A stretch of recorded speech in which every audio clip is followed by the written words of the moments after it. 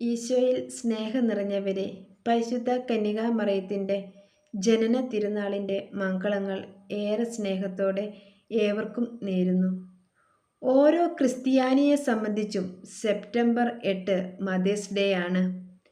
പരിശുദ്ധ അമ്മയെക്കുറിച്ച് ചിന്തിക്കുമ്പോൾ നമ്മുടെ മനസ്സിലേക്ക് ആദ്യം വരുന്നത് പരിശുദ്ധ അമ്മയിലൂടെ ശക്തിയേറിയ മാധ്യസ്ഥം വഴി നമ്മുടെ ജീവിതത്തിലേക്ക് ചൊരിയപ്പെട്ട നിരവധിയായ അനുഗ്രഹങ്ങളെക്കുറിച്ചാണ് നമ്മൾ ഓർക്കാറുള്ളത്.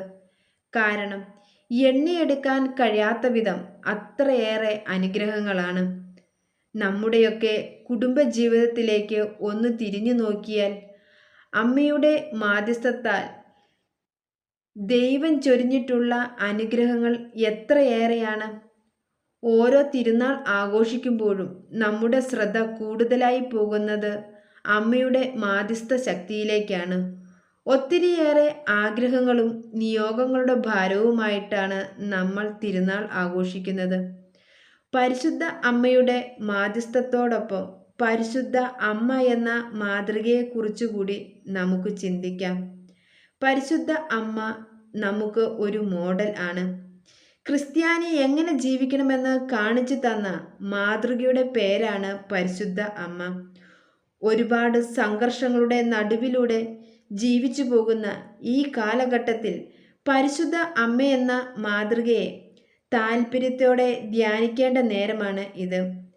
പരാതികളും പരിഭവങ്ങളുമില്ലാതെ എല്ലാ ഹൃദയത്തിൽ സംഭരിക്കാനും, ഇതാ കർത്താവിൻ്റെ ദാസി, അങ്ങയുടെ ഇഷ്ടം എന്നിൽ നിറവേറട്ടെ എന്ന് പറഞ്ഞുകൊണ്ട് ദൈവത്തിന് പൂർണ്ണമായി സമർപ്പിച്ച അമ്മയെ നമ്മുടെ ജീവിതത്തിലേക്ക് പകർത്താം. കാലിത്തൊഴുത്ത് മുതൽ കാൽവരി മലയിലെ കുരിശുമരണം വരെ എല്ലാം സഹിച്ച് തൻ്റെ പുത്രനൊപ്പം നിന്ന പരിശുദ്ധ അമ്മ ഒരിക്കൽ പോലും ആരെയും കുറ്റം പറഞ്ഞിട്ടില്ല. പരാതികളും പരിഭവവുമില്ലാതെ ദൈവേഷ്ടമനുസരിച്ച് ജീവിക്കണമെന്നാണ് പരിശുദ്ധ അമ്മ നമ്മെ പഠിപ്പിക്കുന്നത്. കഷ്ടതകളും ബുദ്ധിമുട്ടുകളും വരുമ്പോൾ അമ്മയെപ്പോലെ എല്ലാം ദൈവത്തിന് സമർപ്പിച്ച് ജീവിക്കാൻ നമുക്ക് ശ്രമിക്കാം. ഈശോയോടൊപ്പം സഹരക്ഷകയായിട്ടാണ് പരിശുദ്ധ അമ്മയെ സഭ കാണുന്നത്. ആ അമ്മയുടെ കൈ പിടിച്ച് നമുക്കും സഹനങ്ങളെ സന്തോഷത്തോടെ സ്വീകരിച്ച് ഈശോയെ എല്ലാറ്റിനേക്കാളും ഉപരിയായി സ്നേഹിച്ച് ജീവിക്കാൻ ഈ തിരുനാൾ നമ്മെ സഹായിക്കട്ടെ.